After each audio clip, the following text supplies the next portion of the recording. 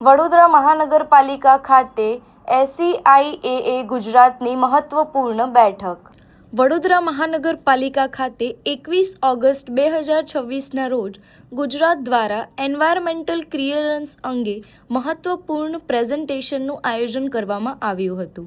ગાંધીનગરથી HK દાસની team Vadodara આવી હતી અને પર્યાવરણ મંજૂરી મેળવવાની પ્રક્રિયા તથા તેના નિયમો અંગે વિગતવાર માર્ગદર્શન આપવામાં આવ્યું હતું. પ્રેઝન્ટેશન દરમિયાન પર્યાવરણની મંજૂરીની પ્રક્રિયામાં વિવિધ વિભાગોની ભૂમિકા અંગે ચર્ચા કરવામાં આવી હતી. મ્યુનિસિપલ કોર્પોરેશન ઉપરાંત કલેક્ટર કચેરી, વન વિભાગ, ગુજરાત પ્રદૂષણ નિયંત્રણ બોર્ડ, ભૂસ્તર શાસ્ત્ર અને ખાણકામ વિભાગ તેમજ સિંચાઈ વિભાગ સહિતની એજન્સીઓની કામગીરી અંગે માહિતી આપવામાં આવી હતી.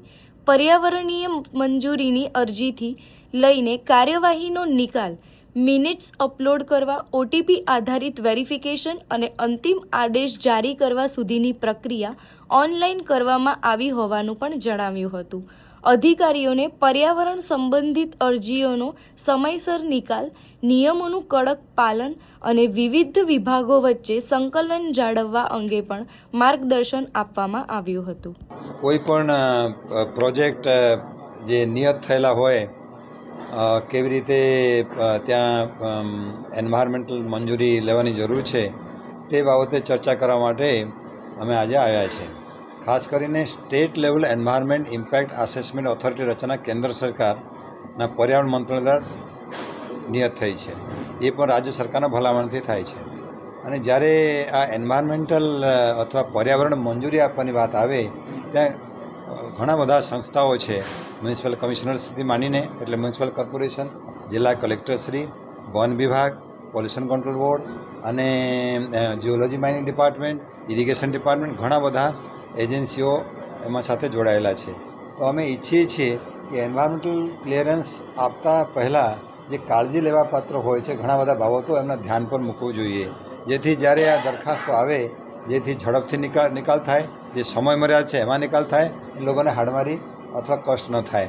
પણ લોકોની પણ સાવચેતી રાખવું પડે, કારણ કે પર્યાવરણની બાબતમાં જ ત્યાંથી નીચે કક્ષાથી માંડીને સુપ્રીમ કોર્ટ સુધી જે ઘણા બધા પ્રક્રિયાઓ જે હોય છે એ થોડા કાળજી રાખવાની પણ જરૂર છે. અને કઈ બાબતમાં પર્યાવરણ મંજૂરી જરૂર છે, કઈ બાબતમાં નથી, એ બધું કાયદામાં છે, નોટિફિકેશનમાં છે. એ પણ ત્યાં લોકો સુધી વાત પહોંચે અને વ્યવસ્થિત કામ થાય. લોકો એવું સમજે કે જેવી રીતે સરકારી વિભાગોમાં કામ થાય છે એ પ્રમાણે અમારા અરજી આવ્યા, અમારા અરજીનો નિકાલ થઈ જવું જોઈએ, 2 દિવસમાં થવું જોઈએ યા 15 દિવસમાં થવું જોઈએ, એ પણ સ્થિતિ નથી. ત્યાં ઘણા બધા પ્રક્રિયાઓ છે.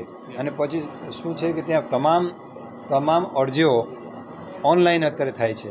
અરજીઓને ઓનલાઈન થાય અને નિકાલ પણ ઓનલાઈન થાય. અને ત્યાં જે મિનિટ્સ હોય છે, કાર્યવાહી નોંધ, એ પણ ઓનલાઈન છે.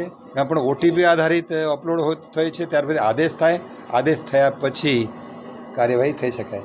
આજે આપના માધ્યમથી બધા જે લોકો મંજૂરી મેળવવા ઈચ્છતા હોય એમને હું કહેવા માગું છું, અત્યારે નામદાર સુપ્રીમ કોર્ટે એવું કીધું છે, કોઈ પણ અરજદાર અથવા પ્રપોનેન્ટ જેમને એન્વાયરમેન્ટ ક્લિયરન્સ લઈને કામ કરવાની હોય છે એ તમામને પૂર્વ મંજૂરી શબ્દ વાપરી, પૂર્વ મંજૂરી સિવાય કોઈ કામકાજ કરે નહીં. કરે તો આમાં ભંગ થાય, કાયદાની ભંગ થાય અને દંડપાત્ર બને. અત્યારે સુપ્રીમ કોર્ટ 29/7 થોડા સમય પહેલાં 29/7/26માં જે જજમેન્ટ આપ્યું છે એ પ્રમાણે એન્વાયરમેન્ટ ક્લિયરન્સ એ પૂર્વ મંજૂરી વગર કોઈ કામ સ્વીકારપાત્ર બનતું નથી. જેથી આપણા માધ્યમથી બધાને એ પણ જાય કે પૂર્વ લેવાની કાર્યવાહી કરી, પૂર્વ મંજૂરી લેવાની કાર્યવાહી થાય. એના માટે જે પ્રકારના પ્રક્રિયા નિયત થઈ છે પર્યાવરણ મંત્રાલય દ્વારા એ પ્રમાણે કાર્યવાહી થાય. એ બધું કાળજી બધાને લેવાની જરૂર છે.